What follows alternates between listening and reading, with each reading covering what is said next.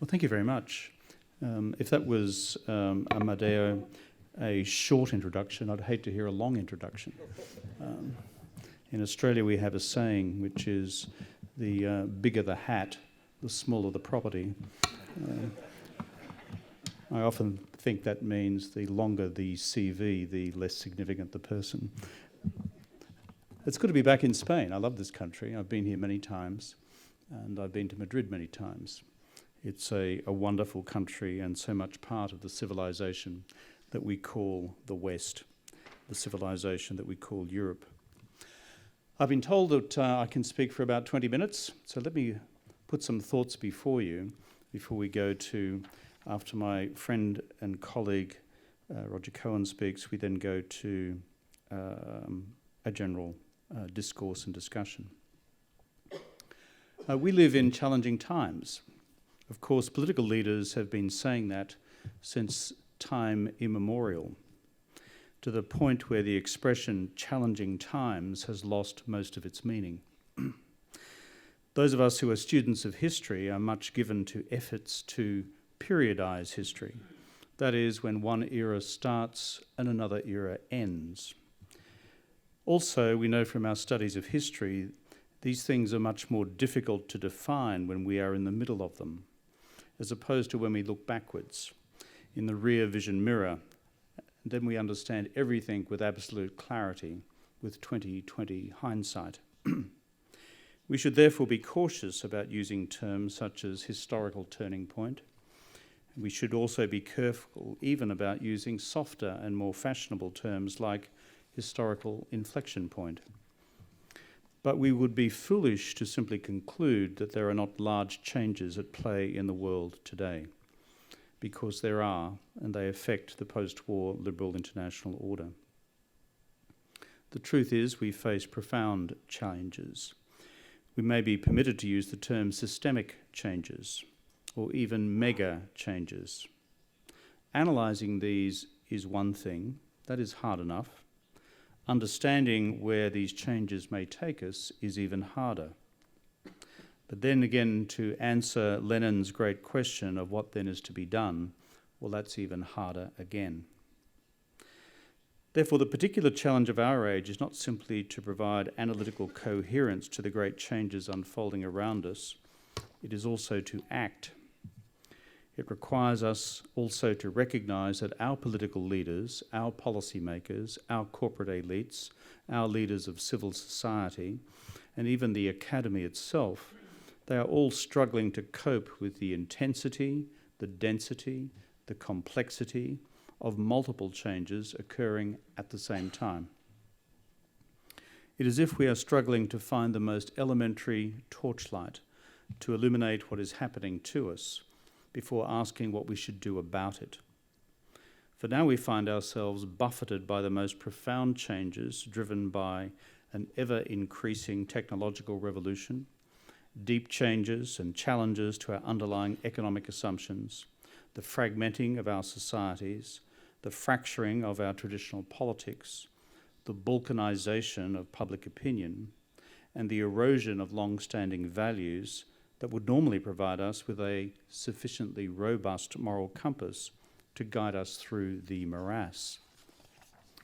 All these things are happening simultaneously and with accelerating speed, for which reason it is critical for all women and men who carry in their minds and their hearts the great liberal project of open politics, open economies, and open societies, just to make sense of it all. And then through civilized discourse, chart a way through to the future, which does not allow these great liberal values to be consigned to the ash heap of history. These values have been hard won and hard fought for. We need only to reflect on the modern history of this great country, Spain, to understand that. These are values worth fighting for, and fight we must. Let's talk for a while just about values. I argue that it's important to have a broad view and a long view of history. If modern history begins with the Renaissance, the Reformation, and the Enlightenment, then we should make some judgments about where we have reached by now. I find it the absence of public international intellectual curiosity about these subjects quite frightening. It is as if for many of us the past has now indeed become a foreign country, and as a culture we've become fascinated by the celebration of the moment, or what my Jesuit friends have recently called the globalization of superficiality. Take, for example, the question of the Reformation, whose 500th anniversary we commemorate this year. This was not just a theological debate about the nature of humanity's relationship with its creator. It was a deep debate about the epistemology of knowledge. Should we accept truth as delivered by tradition, or as the Reformers called it, sola scriptura, or from the scriptures alone as directed by a fully informed mind and conscience? Understandably, the Reformation has a disputed historiography, and not just between Catholics and Protestants, but also with Max Weber's equally contested conclusion about the Protestant work ethic, the rise of materialism and the future of capitalism. My point here is not to reach any profound conclusion on what all this has meant for the evolution of the idea of the West, and more broadly, the liberal global order that has been built on it. My point here is to lament the fact that on this extraordinary 500th anniversary of such a seminal event in Western history, there is barely the faintest murmur of public discussion about it. At a minimum, it was a debate in which the Catholic Church and the Reformers were engaged in about whether we could define objective truth. If so, how could we define objective truth? This lay, for example, at the heart of the rich correspondence between Erasmus and More, the intellectual giants of that age. And so it has been ever since. When the Reformation folded into the Enlightenment several centuries later, the parallel question was whether we could arrive at objective truth through either rationalism of Descartes or empiricism of David Hume. But the uncomfortable truth is that in this second decade of the 21st century, nobody seems to care anymore. It is no longer a question in the tradition of Aquinas of faith and reason, or in the more modern tradition of the religious skeptics of faith or reason. This has long been a familiar dialectic within the intellectual tradition of the West. But it is as if now we have arrived at a postmodern age where objective truth is no longer accessible by any epistemology. All things are subjective. All things are therefore relative. That my opinion is as valuable as your opinion, irrespective of whether these opinions can be supported by what once we quaintly called facts. So welcome to the terrifying world of social media in which all of us in this room now engage. And welcome to the world of fake news in all of its Orwellian obscenity, whereby those who have deliberately launched campaigns to perpetuate fake news take full advantage of the liberties inherent in our political and intellectual tradition, now accuse those who expose fake news as the perpetrators of fake news themselves. And so we end up in a political system governed by the principles of Alice in Wonderland, where everything is topsy-turvy. And we're not quite sure who is looking through whom at the looking glass. So much so now that we find the liberty of the press not just being undermined by those who lie outside the intellectual and canonical traditions of the West, but now by deep forces from within those traditions as well. Some may argue that this is too philosophical a position from which to begin our conversation this evening. But the reason I raise it at the start is that it's fundamental to any discussion we now have about any question of political and policy importance, both within our countries and between them. Because the absolute core of our Western political tradition is what we once called the pursuit of truth, employing the commonly accepted conceptual tools of Judeo-Christianity, the Enlightenment, to do so. These were our theological and philosophical, our conceptual lingua franca.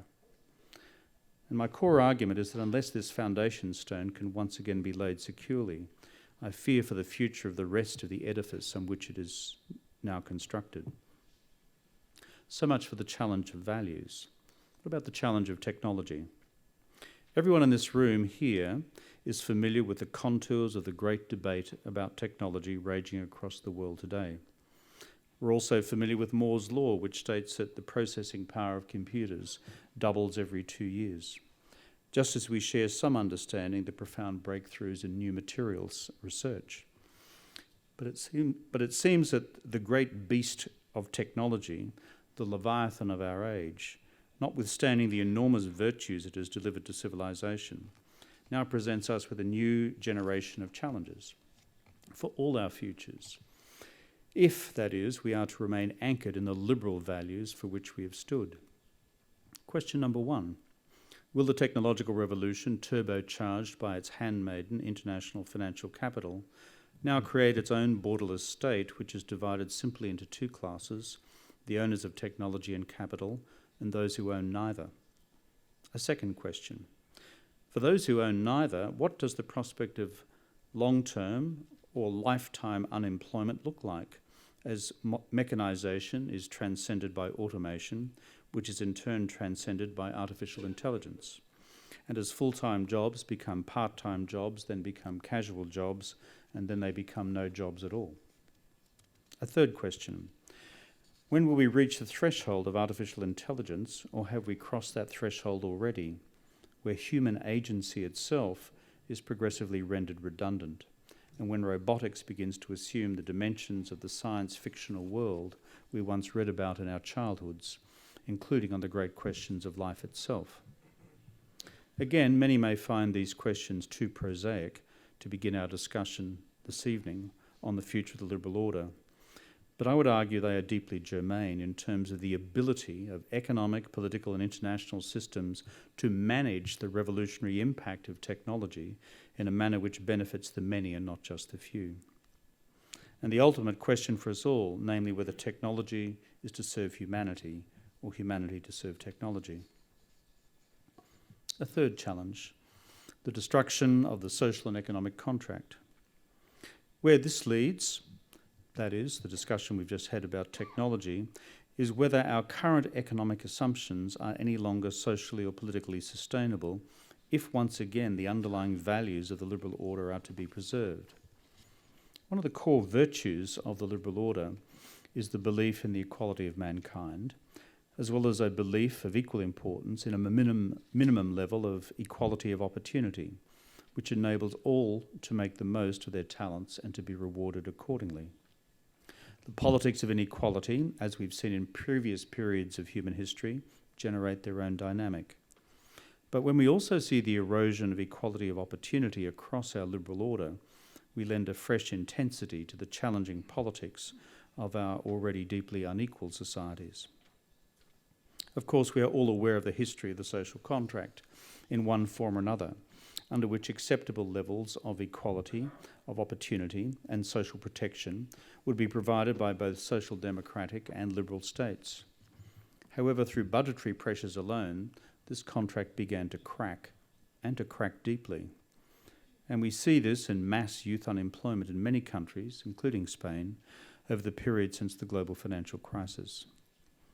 It is as if we have not come to grips with the more fundamental internal contradictions of capitalism, particularly when practiced at its extremity.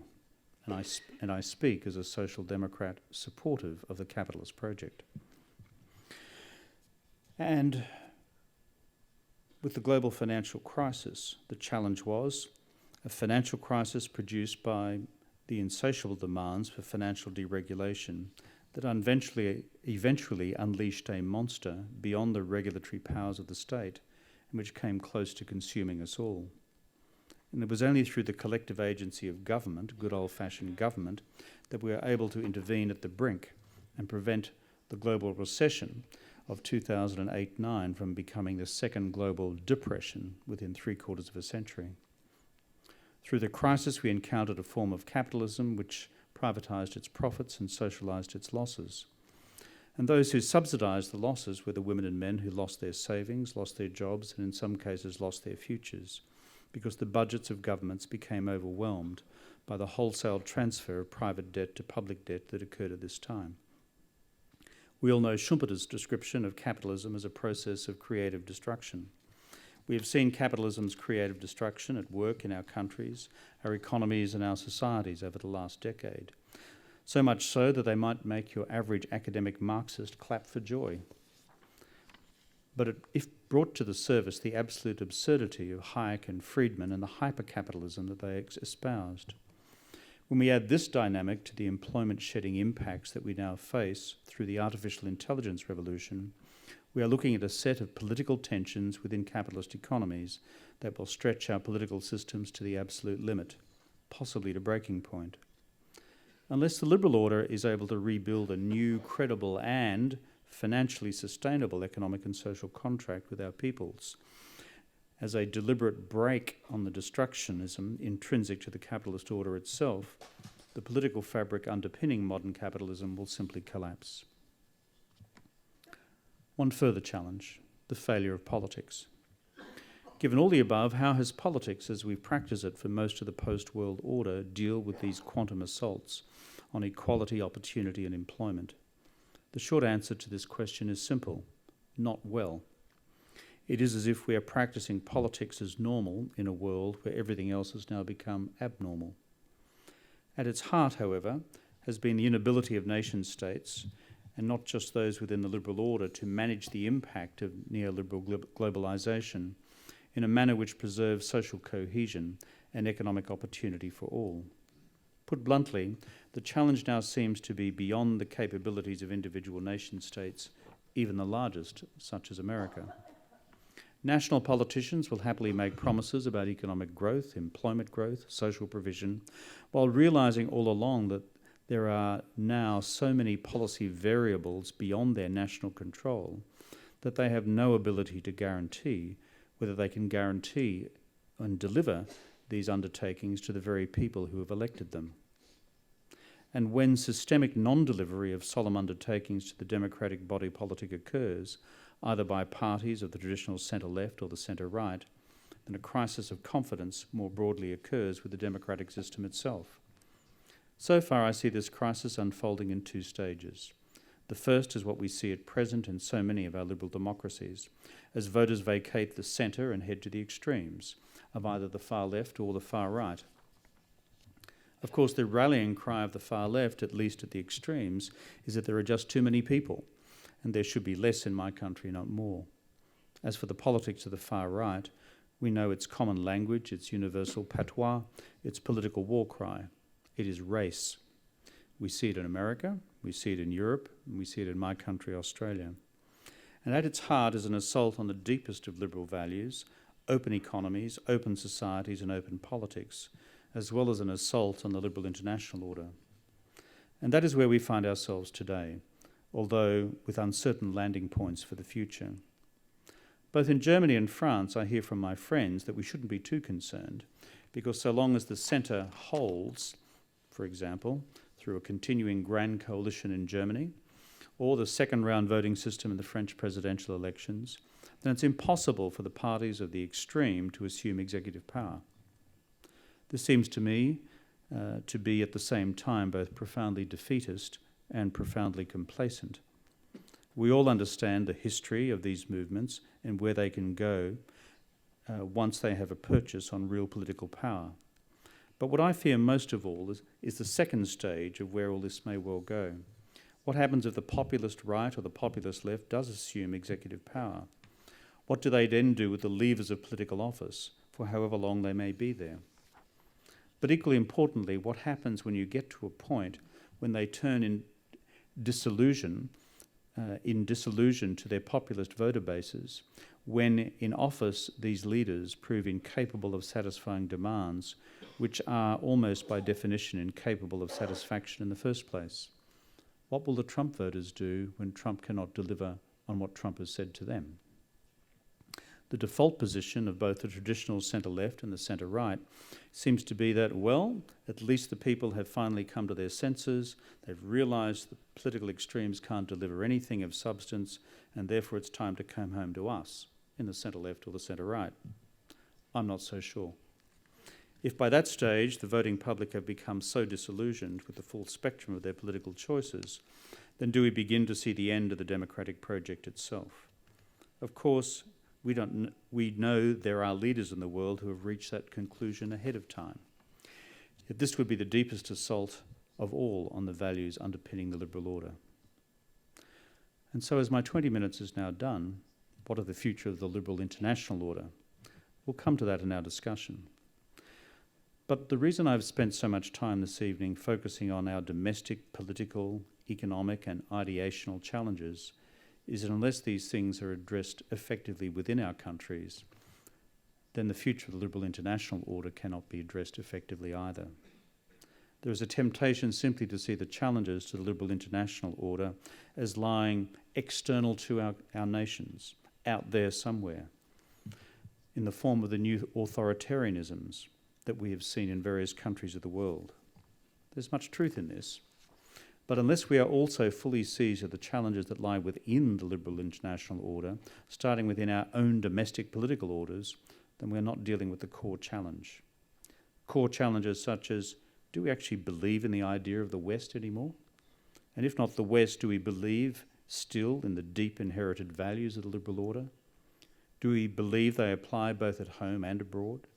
Do we believe in objective values of open societies, open economies and open politics? Are we willing to be active citizens prepared to defend them? Or have we simply privatised, disappeared into our own privatised online worlds, lost somewhere between Japanese manga comics, cyber porn, and the balkanised sub-societies of Facebook? I don't know the answer to these, but I do know that unless we have confidence in the defence of these values and the defence of the systems we've constructed around them, both nationally and internationally, there is no hope for our future cause. I look forward to the discussion at some detail on what is now happening in the world between China, the United States, between Russia and the rest of the order, including what's happening here in Europe. But I believe it was important to deal with these domestic questions first, because they lie at the core of all of our deliberations in the future. I thank you.